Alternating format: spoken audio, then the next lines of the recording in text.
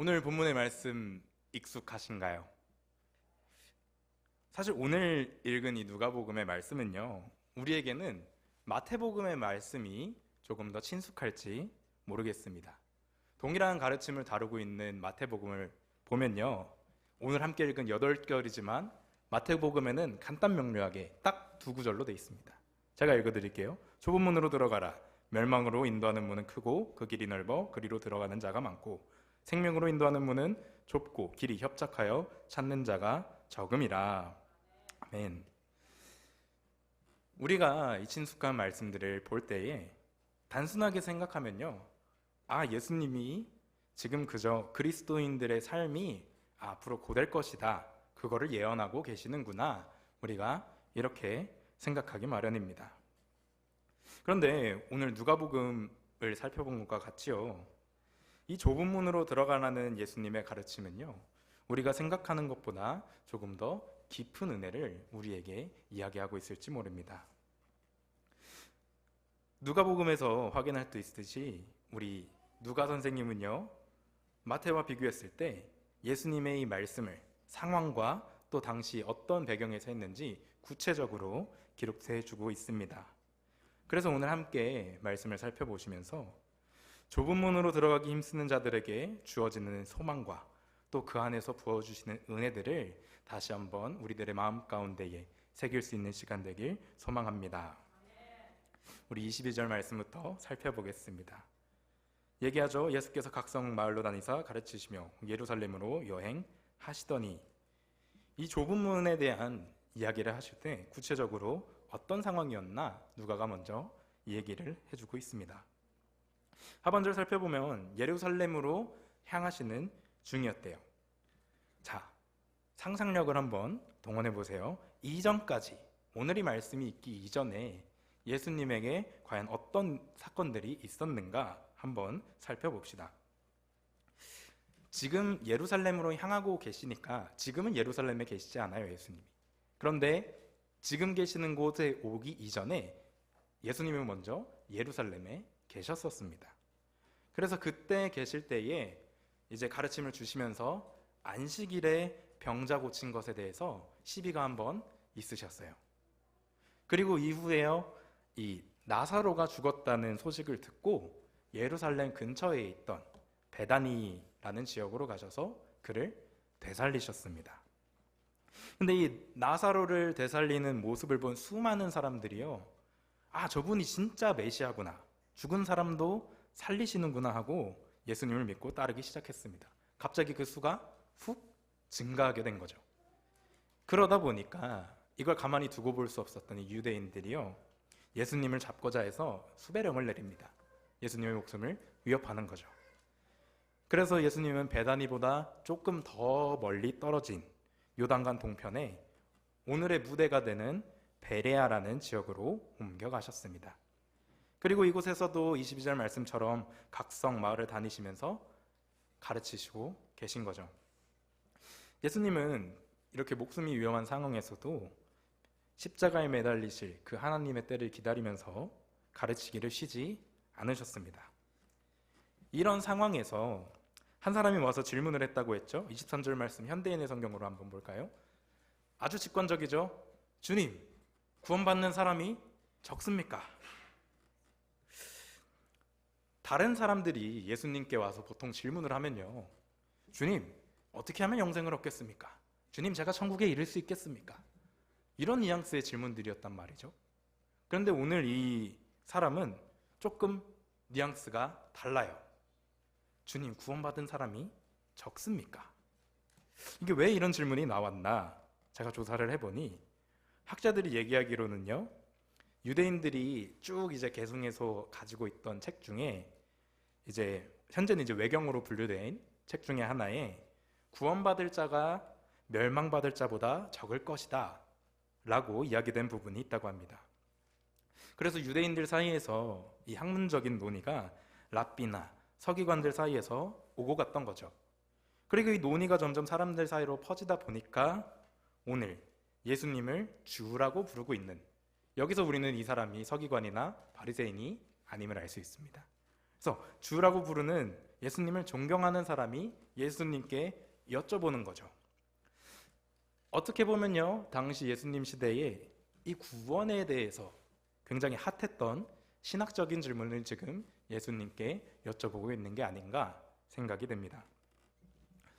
그런데 이 질문에 대해서요, 예수님은 많다 혹은 적다 이렇게 직접적인 답을 주지 않으십니다. 대신 뭐라고 말씀하세요? 24절에 너희는 좁은 문으로 들어가기를 힘써라. 아니, 구원받는 사람이 적은지에 물어봤는데 예수님이요, 너희가 좁은 문으로 들어가기를 힘쓰래요. 너희가 힘쓰래요. 저는 한편으로는 이 부분에서 우리가 살아가면서 가지게 되는 구원에 관한 또 신앙적인 질문에 대한 예수님의 대답이 이렇지 않을까 싶습니다. 우리는요, 수많은 상황 가운데에서 하나님, 저 사람 구원받나요? 저 구원받나요? 쟤 구원받나요? 저런 사람도 구원받나요? 수많은 질문들을 가지기 마련이잖아요. 그런데 예수님은 분명하게 이 대답을 통해서 말씀해 주시는 것 같아요. 구원은 너희의 영역이 아니야. 하나님의 영역이야. 그렇기 때문에 너부터 한번 잘 신경 써봐. 이렇게 말씀하고 계신 것이 아닌가 생각이 들었습니다. 그리고 예수님의 이 대답은요, 특별히 오늘 본문에서 단순히 많겠다, 적겠다의 이야기를 하시는 게 아니라 너희가 구원을 받기 위해서 뭘 해야 하는가, 그걸 지금 가르쳐주고 계신 거거든요. 근데 그와 동시에 이렇게 살아가는 자들이 있는 것 같지만 사실 그들이 구원받지 못할 자들이다 또 동시에 말씀하고 계십니다. 어떻게 보면요, 오늘 이 예수님의 말씀은요, 한편으로 절망적일 수 있어요. 다르게 말하면요, 내가 믿는다고 이야기하는 모두가 천국에 들어가지 못한다, 이 말씀을 하고 계신 거거든요. 그래서 이 부분만 보면요, 예수님이 너희가 들어가기 힘쓰라 그러셨잖아요. 그렇다 보니까 우리가 내가 예수님을 믿고 무조건 행위도 받쳐줘야 되는구나, 내가 나의 삶에서 무언가도 이루어내야 되는구나, 내가 힘씀으로써 그 좁은 문 끝에 있는 구원에 닿는다는 생각을 가지게 하기도 합니다. 더 나아가서 몇몇 이단들은요, 이 모두가 구원받는 게 아니다, 이것에 집중을 해서 마치 자기 자신들이 믿는 것에 동조하지 않으면 너희 좁은 부분에 이를 수 없어, 구원에 이를 수 없어, 이렇게 왜곡시키기도 하고요.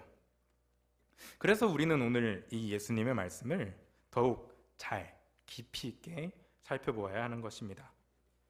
오늘 이 말씀이 정말 그리스도인들에게 또 믿지 않는 자들에게 모두가 구원받을 수 없다는 이 실망감을 안겨주기 위한 말씀일까요?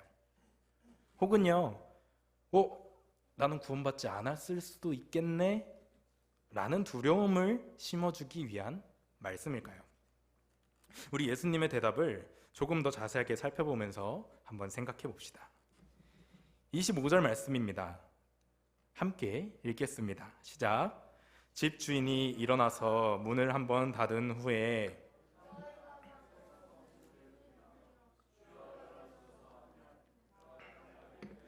나는 너희가 어디에서 온 자인지 알지 못하노라 하리니. 어떤 그림인지 상상이 되시나요? 예수님은 비유를 참 좋아하십니다. 그래서 이번에도 비유로 가르쳐주고 계시죠. 특별히 오늘 이 모습은요, 잔치집에 비유되고 있습니다. 당시 유대인들에게 이 잔치라고 하면요, 이 잔치를 여는 호스트가 초대받는 사람들에게, 또 많은 사람들에게 초대장을 먼저 나눠준대요. 그리고 올 것인지 못 올 것인지 물어봤다고 합니다. 그래서 지금 문 밖에서 두드리고 있는 사람들은 어쩌면 이 초대를 받았음에도 응답하지 않은 사람들이 있을 수도 있는 거죠. 근데 더욱이 25절에요, 그 문을 닫아버렸대요. 문이 닫힌 건 뭐예요? 시간이 다 됐다는 겁니다. 이미 축제가 시작돼야 하니까 문을 닫은 거잖아요. 이 시작되고 있는 잔치 앞에 계속해서 사람들이 문을 두드린대요. 그리고 말하는 거죠. 저희 문 좀 열어주시죠. 저희도 초대해 주신 거 맞잖아요. 저희가 좀 늦긴 했는데 그래도 저희 초대해 주신 거 맞잖아요. 들여보내 주시죠. 이야기하니까 집주인이 뭐라 그래요? 나는 당신들이 어디서 왔는지를 알지 못하노라. 다른 말로 뭐예요? 당신들 누구야? 나는 너희를 알지 못해. 이러니까 문 밖의 사람들이 변명을 하기 시작합니다. 제가 읽어드리겠습니다. 그때 너희가 우리는 주님과 함께 먹고 마셨으니 주님은 우리 마을 길거리에서 가르치셨습니다 라고 말할 것이나. 문 밖의 사람들이 얘기하는 거죠. 집주인에게 아이 섭섭하게 이러실 겁니까? 저희 밥도 같이 먹었지 않습니까? 저희 동고동락하면서 저희 가르침도 받고 다 했지 않습니까? 저희 좋았잖아요. 문 열어주시죠. 이렇게 얘기하고 있는 거예요. 여러분, 우리 한국인 정서에도 누군가와 친분을 쌓기 위해 가장 좋은 방법 중에 하나가 뭐예요? 밥 한 끼 하는 거잖아요. 특별히 이 유대인들에게 식사의 교제가 있었다는 것은, 밥을 먹었다는 것은요, 단순하게 우리가 살면서 살아가는 인간관계, 일반적인 인간관계 이상의 조금 더 친밀하고 긴밀한 교제를 이야기하고 있습니다. 그래서 어떻게 보면 지금 문 밖에 선 사람들은요, 억울한 거예요. 아니, 저희 밥 같이 먹었잖아요. 저희 친밀한 교제에 있었잖아요. 그리고 계속 뭐라 그래요? 우리 마을에, 우리에게 가르침을, 친밀감을 강조하고 있습니다. 다 아는 사이인데 왜 문 안 열어주십니까? 억울해하고 있는 거죠.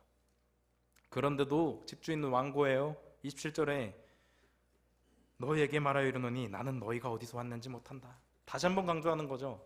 난 너네 모른다. 거기에 더 나아가서 뭐라 그러십니까? 행악하는 모든 자들아 나를 떠나라. 여기서 이 행악이라고 번역된 헬라어의 뜻을 볼 필요가 있습니다. 이 행악이라고 번역된 아디키아라는 헬라어는요, 불의 혹은 거짓이라는 뜻을 가지고 있습니다. 그래서 이 집주인의 말을 조금만 더 의역해 본다면, 어디서 거짓말쟁이들이 왔을까? 나는 너희들을 모른다. 어서 썩 가거라. 거짓말하지 말아라. 이렇게 이야기하고 있는 것이죠. 근데 정말 이 문 밖에 있는 사람들이 단지 그 잔치에 들어가기 위해 막무가내로 거짓말을 하고 있었던 것일까요? 주인과 아는 척하고 있었던 걸까요? 유대 사회에서 분명히 식사의 교제도 친밀함의 상징이었잖아요. 그럼에도 왜 예수님은 그들을 모른다고 하실 것이라 말씀하셨을까요? 1차적으로는요, 지금 예수님을 따라다니고 있는 사람들의 모습을 생각해 봅시다. 지금 예수님이 직접 선택하신 12제자 이외에도요, 수많은 사람들이 예수님을 따라다니고 있었죠. 흔히들 우리가 얘기하는 허다한 무리들. 또 나사로를 살리신 이적 이후에 그 수가 기하급수적으로 늘어났어요. 그래서 오늘 우리 23절 말씀 살펴보면요, 이 질문을 한 사람도요, 제자 중에 한 사람이 아닙니다. 그 무리 중에 한 사람이었습니다. 만약에 제자 중에 한 명이 이 질문을 한 거였으면 성경 기자는 분명하게 이렇게 이야기했겠죠. 제자 중에 하나가 주님께 여짜와 이르되. 보통 이렇게 다 제자들의 질문은 이렇게 기록을 하고 있잖아요. 그래서 예수님은 1차적으로 이 무리들을 향해서 그들의 모습이 지금 어떤 모습인가 깨달으라고 말씀하고 계신 것입니다. 그 큰 무리들이요, 예수님의 표적을 따라, 이적들을 따라서 그 능력을 보고 믿는다고 얘기하며 따라다녔습니다. 그러다 보니까 옆에서 예수님과 교제도 했겠죠.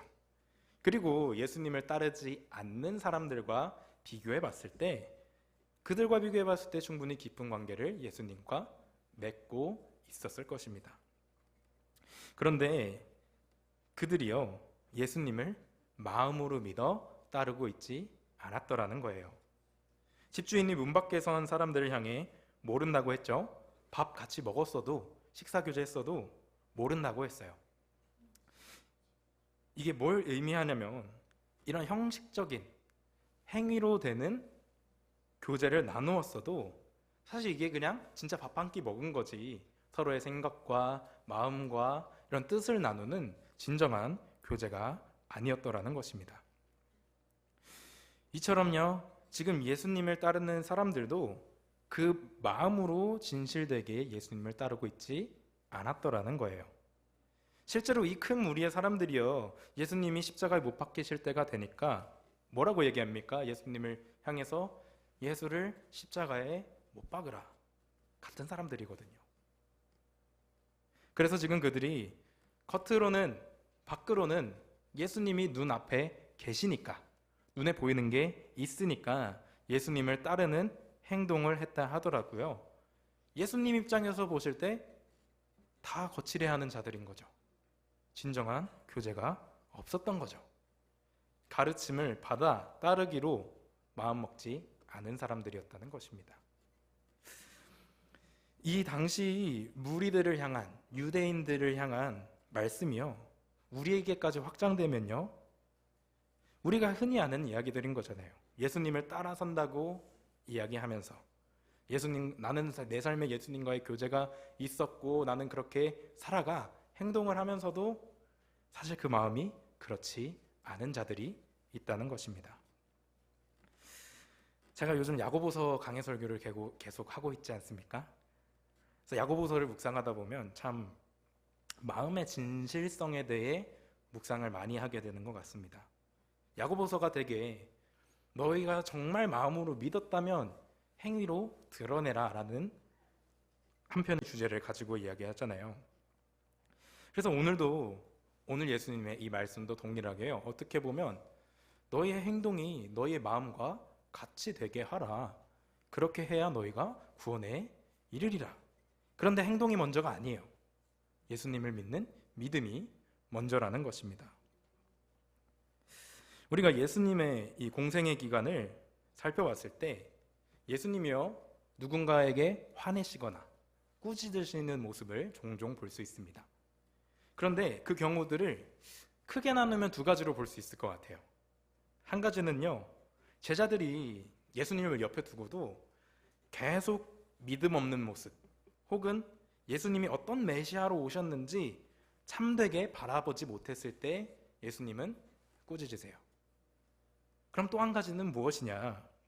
예수님은요, 언제나 바리새인, 서기관들 바라보시면서 위선자들, 외식하는 자들, 겉과 속이 다른 자들에 대해서 늘 경계하고 훈계하셨습니다. 이처럼 외적으로는 예수님을 따르는 것 같지만 정작 참된 길 되시는, 그 좁은 문 되시는 예수님을 마음으로 믿지 않는 자들을 향해 예수님은 결국 그들을 향해 나는 너희를 모른다 이야기하신다는 거죠. 그리고 이어지는 28절 말씀을 보면요, 저는 이 말씀 읽으면서 참 이 듣는 사람들 입장에서 되게 절망적이겠다 싶었어요. 지금 유대인들이잖아요. 그리고 예수님이 얘기하시기로 아브라함과 이삭과 야곱과 모든 선지자들, 이게 지금 유대인들이 존경하고 자기들이 정말 믿음의 선조로서 떠받드는 사람들이잖아요. 그런데 이 사람들은 다 천국에 있을 때 너희들은 못 들어갈 거야 이야기하시는 거거든요. 얼마나 충격이었을까요? 이 말을 듣고. 그런데요, 이후에 예수님은요, 그냥 너희 천국에 어떤 자들이 들어가는다에 대해서 말을 마치신 게 아니고 하나님의 구원 계획이 어디까지 이어져 있는가 이야기하십니다. 29절 말씀에요, 사람들이 동서남북으로 와서 하나님의 나라의 잔치에 참여하리니, 이 좁은 문을 구하기에 힘쓰는 자들이요, 동서남북에서 온다는 것입니다. 유대인들은 그 구원을 찾지 않는데 이방인들은 찾는다는 거예요. 그래서 30절의 말씀에 이렇게 얘기하잖아요. 보라, 난중된 자로서 먼저 될 자도 있고 먼저 된 자로서 난중될 자도 있느니라. 이게 결국 뭘 얘기하는 겁니까? 난중된 자로 이야기할 수 있는 이방인이 먼저 된 자라고 할 수 있는 유대인보다 구원의 은혜를 더욱 풍성하게 받을 것이다 예언하시는 거죠. 그래서 아브라함의 후손으로 하나님의 백성이 된 유대인이라 할지라도 이 예수님을 배척하고 진리를 떠남으로 인해서요, 구원에 이를 수 없다는 것입니다. 오히려 이 복음이 이방인들에게 더 널리 전파된대요. 유대인들 입장에서 이해가 됐을까요? 지금 유대인들은요, 굳게 믿고 있는 것이 구원은 우리 거야, 이거거든요. 우리는 율법이 있어. 하나님이 우리를 선택하셨어. 그런데 오히려 멸망의 대상인 이방인들이 구원을 받을 거라는 예수님의 말씀을 받아들이기 힘들었을지 모릅니다. 자신들은요, 율법도 지키고 하나님이 택하신 선민이라고 살아왔는데 이제 그런 것들이 다 의미가 없대요. 이 말씀이 얼마나 어려움이었을까요? 한편으로는요, 커다란 불합리였을지 모릅니다. 그들에게. 사실 이렇게만 들었을 때 우리는 이방인 된 자들로서 복음의 은혜를 누리면 되는 것 같잖아요. 그죠? 그런데 이 말씀이 우리에게 조금 더 적용이 되다 보면요, 우리도 종종 신앙생활 하다가 비슷한 감정을 느끼게 된다는 것입니다. 우리도 신앙생활을 오래 하다 보면, 혹은요, 우리 신앙의 2세대들, 크리스찬 가정에서 자란 친구들, 그들이요, 저도 포함해서 마찬가지로 마치 영적으로 유대인이 된 것처럼 행동해요. 예수님이 마음속에 없지만 그저 배워온 게 있으니까, 해온 게 있으니까 진정성이 없이 그저 행동으로 하는 신앙생활을 하게 된다는 것입니다.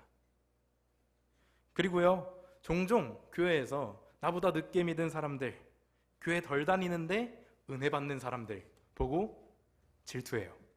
혹은요, 딴지 걸고 싶어요. 그거 신앙생활 아니야. 왜냐면요, 내가 해온 게 있거든요. 내가 알고 있는 게 있거든요. 그래서 한편으론 억울하기도 해요. 마치 집주인한테 저희 좋았잖아요. 저 아시잖아요. 왜 저들만 신경 쓰세요? 이런 마음이 드는 거죠. 하나님의 자비하심이, 이 구원의 은혜가 불합리로 다가오는 것입니다. 제가 이걸 어떻게 이렇게 잘 아냐면요, 제가 그랬습니다. 제가 설교 시간을 몇 번 나눴지만 저는요, 크리스찬 가정에서 태어나서 기독교 공동체를 떠나본 적이 제 삶에서 거의 없어요. 어딜 가도, 어렸을 때는 어딜 가도 교회였고, 중고등학교 때는 선교지였고, 미국은 또 학교를 여기로 왔고, 어딜 가도 크리스찬들이었거든요. 그런데 20대 초반에 한국에서 이제 군복무를 해야 되니까 시청에서 일을 2년간 하게 됐습니다. 그게 제가 크리스천이 아닌 공동체에서 지낸 첫 번째 시간이었어요. 근데 그때 딱 이런 마음이 들더라고요. 나는 뭐하러 이렇게 사나? 나는 왜 그리스도인으로서 사나? 주말에 시간 없어요. 나는 교회 가야 돼. 애들이 놀재요. 못 가요. 그리고 회식을 가잖아요. 그러면은 또 우리 부장님들 얼마나 술을 좋아하십니까? 한 잔씩 꼭 마시라고 주세요. 그때 제가 믿음이 없어서 저는 예수 믿어서 안 먹습니다라고 못했습니다. 저 술 마시면 구급차 갑니다. 응급실 실려갑니다. 그래서 못 먹습니다. 이런 핑계를 댔었거든요. 그런데 스스로에게 이게 참 커다란 불합리 같은 거예요. 이 넓은 세상에 예수님 믿는다는 이유 하나만으로 내가 이렇게 살아야 되나? 참 불합리하다. 한동안 이 마음을 가지고 불편한 시기를 보낸 적이 있었는데, 한날 어머니랑 전화하면서 좀 징징댔어요. 아니 엄마, 이게 맞냐? 세상 사람들 내가 이런 고민하는 것도 모를 거고 나 혼자 하는 고민인데 이게 무슨 의미가 있겠냐? 궁시렁 거렸어요. 그때 저희 어머니가 좀 강하시거든요. 딱 한마디 하셨습니다. 그게 좁은 길이야. 그게 좁은 문이야. 그 당시 저로서는요, 참 뻔한 얘기다 싶었는데, 한편으로는 이후에 참 알 수 없는 평안이 생기더라고요. 비슷한 상황이 마주했을 때, 그치 이게 좁은 길이지, 그치 이게 좁은 문이지. 그런데 그때 왜 제가 마음 가운데에 불합리라고 여겼을까?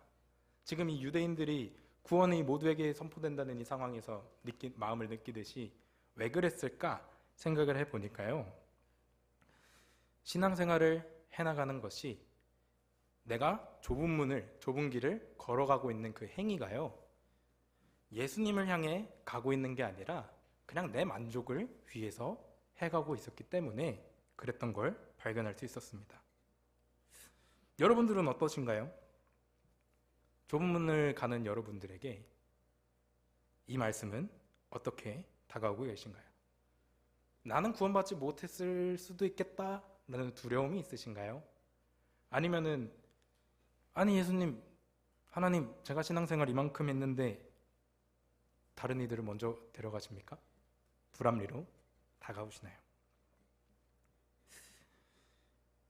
제가 여러분들에게 강력하게 권면해드리기 하나 원하는 것은요, 우리가 예수 그리스도를 영접한 사람이라면요, 또 그 믿음을 주시는 성령님을 소유한 사람이라면요, 오늘 이 말씀이요, 들어가는 자가 들어가기를 구하여도 못하는 자가 많다는 이 말씀이요, 우리를 경각심을 가지게 할지언정 우리 마음 가운데 두려움을 줄 수는 없을 것입니다.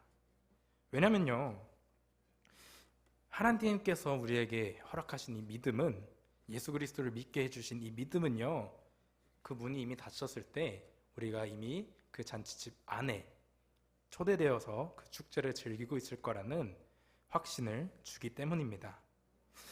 그 믿음 안의 평강을 누리는 저와 여러분들 되길 소망합니다. 우리 24절 말씀로 다시 돌아와 봅시다. 좁은 문으로 들어가기를 힘쓰라. 여기서 힘쓰라고 번역된 헬라어는요, 그저 노력해라, 힘내라, 취업해라, 이 정도가 아닙니다. 너희의 가진 것을, 모든 것을 다해서 최선을 다하라는 말씀입니다. 근데 구하라는 게 너희의 행위로 구하라는 게 아니에요. 24절 하반절에 같은 동사를 쓰고 있잖아요. 너희가 들어가기를 구하여도 못하는 자가 많다. 그래서 여기서 우리가 오해가 오는 거예요. 좁은 문 들어가라고 힘쓰라 그러셨는데, 그러면은 근데 왜 들어가기를 구하여도 못하는 자가 많지? 하나님이 내치시는 건가? 그런데 이 하반절의 구하여도는요, 예수님께, 하나님께 저를 구원해 주세요, 이 구하다의 구하다가 아니라, 우리가 내 행위로 밖에서 뭘 자꾸 해가지고 딱 들이밀면서 저 들어갈 수 있죠? 리젝 당하는 거죠. 내가 뭐 가져온 거 보여주면서 저 들어가도 되죠? 이 구하는 거를, 요청하는 거를 이야기한다는 거예요. 그래서 결국 이 좁은 문과 좁은 길을 가기 위해 힘쓰라는 예수님의 말씀은요, 너희가 예수님을 의지해서 매일매일의 삶을 살아가겠다는 결단을 해라, 이 말씀이신 거거든요. 이는 곧 예수님의 제자가 되겠다는 결단을 해라. 이것이 너희가 구원에 이르는 방법일 것이다. 이렇게 말씀하시는 겁니다. 우리 허다한 무리들이 있었잖아요. 이 무리들을 향해서요, 예수님의 제자가 되는 것이 어떤 의미인지 예수님이 14장 말씀에서 이야기해 주십니다. 제가 읽어드릴게요. 25절부터 읽어드릴게요. 수많은 무리가 함께 갈새 예수께서 돌이키사 이르시되, 무릇 내게 오는 자는 자기 부모와 처자와 형제와 자매를 더욱이 자기 목숨까지 미워하지 아니하면 능히 내 제자가 되지 못하고, 누구든지 자기 십자가를 지고 나를 따르지 않는 자도 능히 내 제자가 되지 못하리라.